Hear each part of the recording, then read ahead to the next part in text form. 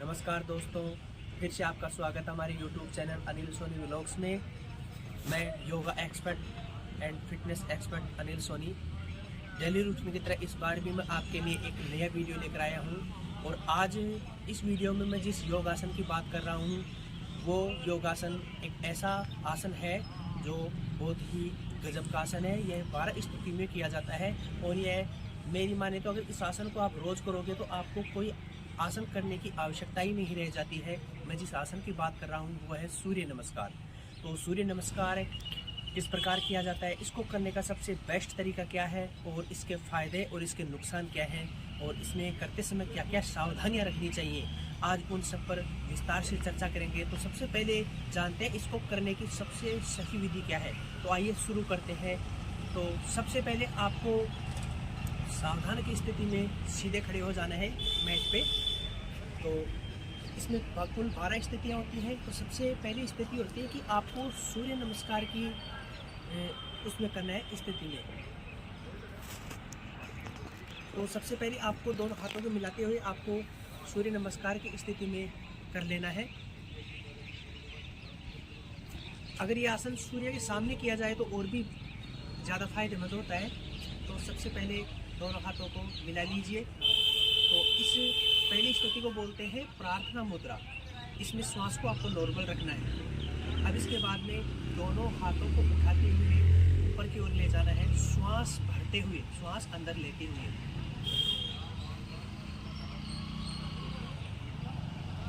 जितना आप ले जा सकते हैं पीछे की तरफ ले जाइए। और इस स्थिति को बोलते हैं हस्त उत्तानासन, यानी हाथ ऊपर की ओर उठे हुए।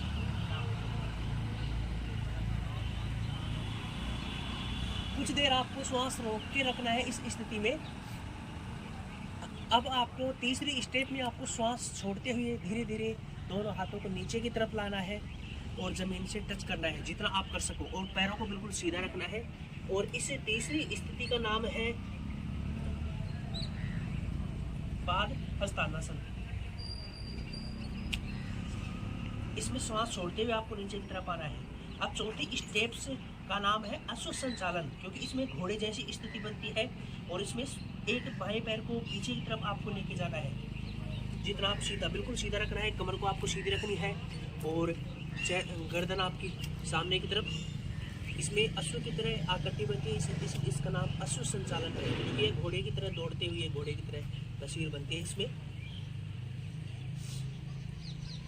इसमें श्वास अंदर की तरफ बढ़ना है। अब पांचवी स्टेप में आपको दूसरे पैर को भी पीछे की तरफ लेके जाना है। तो ये स्थिति बनती है आपकी पर्वतासन की। इसमें श्वास छोड़ते हुए आपको कुछ देर आपको इसी स्थिति में रुकना है। छठी स्टेप जिसका नाम है अष्टांग नमस्कार, क्योंकि इसमें आपके शरीर के 8 अंग जमीन को स्पर्श करते हैं। जैसे अब देखिए स्थिति, छठी स्थिति।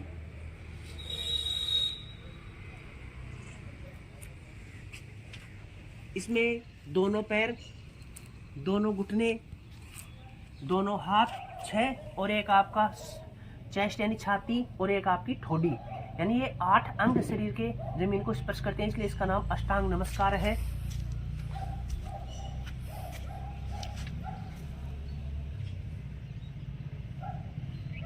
अब 7वीं स्टेप में आपको भुजंगासन की स्थिति में आना है।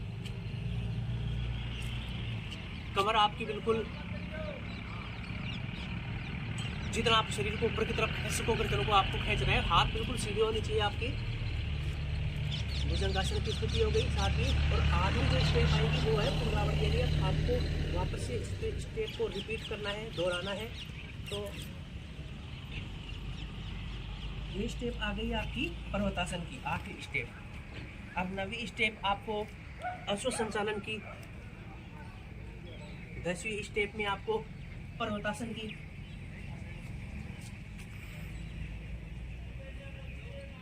11वीं स्टेप में आपको हस्त उत्तानासन की, यानी कि दूसरी स्टेप और 11वीं स्टेप समान रहेगी।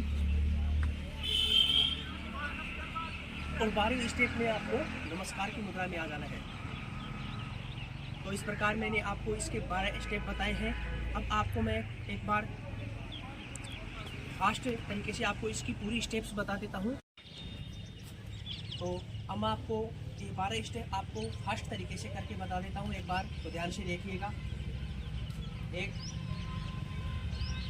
2 3 4 5 6 7 8 9 10 11 12। तो ये 12 स्टेप्स मैंने बताए हैं। तो इस प्रकार इसको करने का सबसे अच्छा तरीका है। तो अब हम बात करेंगे इसके लाभ, इसकी सावधानियां और इसकी सीमाएं क्या क्या है। तो आइए इन पर चर्चा करते हैं। तो मैंने बताया कि इसको करने का सबसे सही तरीका क्या है। अब बात करेंगे इसकी सीमाएं। तो इसमें इस सूर्य नमस्कार को करने में कोई आयु या कोई बंधन नहीं है। इसको वृद्ध और युवा दोनों ही कर सकते हैं इस आसन को। और इस आसन को करते समय आप मतलब इसके लाभ क्या क्या है। तो एक तो किसी को सर्वाइकल पेन है तो वो इस आसन को करने से ठीक हो जाता है। और इस आसन को करने से ब्लड सर्कुलेशन अच्छा रहता है। चेहरे पर एक खूबसूरती रहती है, चेहरे पर ग्लो आता है। और पाचन जैसी समस्याएं होती हैं, इस आसन को करने से वो उन समस्याओं से छुटकारा मिल जाता है। और कब्ज जैसी समस्याओं से छुटकारा मिल जाता है। और इसमें पाद हस्तानासन की स्थिति बनती है। तो आपको जब आपके पेट में बार बार गैस बनती है, उस गैस से आपको छुटकारा मिल जाता है। भुजंगासन, जैसे आपके कमर में अगर कोई दर्द वगैरह है तो उसमें आपको फ़ायदा मिलता है। और इसमें हस्त उत्तानासन, यानी हाथों को उठाते हुए ऊपर की तरफ लेके जाते हैं तो आपके जो पेट संबंधी समस्याएं होती हैं, आपका जो मोटापा है वो कम होता है आपका। और शरीर का मेटाबॉलिज्म बढ़ता है। और कमर के आसपास से अगर कोई मोटापा या एक्स्ट्रा फैट है वो आपका बर्न होता है। और इसमें आपके लंग्स, आपके फेफड़े मजबूत होते हैं। और पूरी बॉडी में एक टोनअप मिलता है पूरी बॉडी को इस आसन को करने से। अगर आप रोज़ डेली 5 से 10 मिनट तक अगर इस आसन को करते हैं तो इस आसन को करने से आपको किसी भी आसन को करने की जरूरत नहीं है, सिर्फ एक ही आसन रोज करें। और सूर्य के सामने अगर इस आसन को करते हैं तो इसका बेनिफिट आपको ज़्यादा मिलता है। मतलब हर प्रकार की समस्याएं, जितनी भी समस्याएं हो, आपको दिमागी टेंशन हो या फिर आपको हार्ट अटैक जैसी समस्या संबंधी समस्या हो, हर प्रकार की समस्याओं से आपको इसको करने से छुटकारा मिल जाता है। तो सभी आसनों में सबसे उत्तम और सबसे सर्वश्रेष्ठ आसन है सूर्य नमस्कार। और इस आसन का मूल मंत्र है ओम। यह एक ओम मंत्र के उच्चारण से इस आसन को किया जाता है। तो अब इसको करते समय आपको क्या क्या सावधानियां रखनी है वो मैं आपको थोड़ी सी बता देता हूँ। कि अगर आपको इस आसन को करते समय अगर आपके सर्वाइकल पेन है या आपके गर्दन कमर में अगर कोई चोट इंजरी वगैरह है तो आप इस आसन को नहीं करें। और अगर आपके पेट में अगर कोई ऑपरेशन वगैरह किया हुआ है या आपके पैरों में कोई गहरा घाव है या इंजरी है तो इस आसन को करने से बचें, अवॉइड करें इस आसन को। तो इसमें ये छोटी छोटी सावधानी है, तो आपको इस आसन को करते समय ध्यान रखना चाहिए। और तो दोस्तों, कैसा लगा आज का मेरा ये वीडियो। अगर आपको मेरा ये वीडियो अच्छा लगा है तो मेरी वीडियो को लाइक करें, कमेंट करें और शेयर करें। और अभी तक आपने मेरे चैनल को सब्सक्राइब नहीं किया है तो मेरे चैनल को सब्सक्राइब करें और औरों से भी मेरे चैनल को सब्सक्राइब करवाएं। तो इसी तरह मैं आपके लिए नई नई वीडियो लेकर आता रहूँगा। जय हिंद, जय भारत।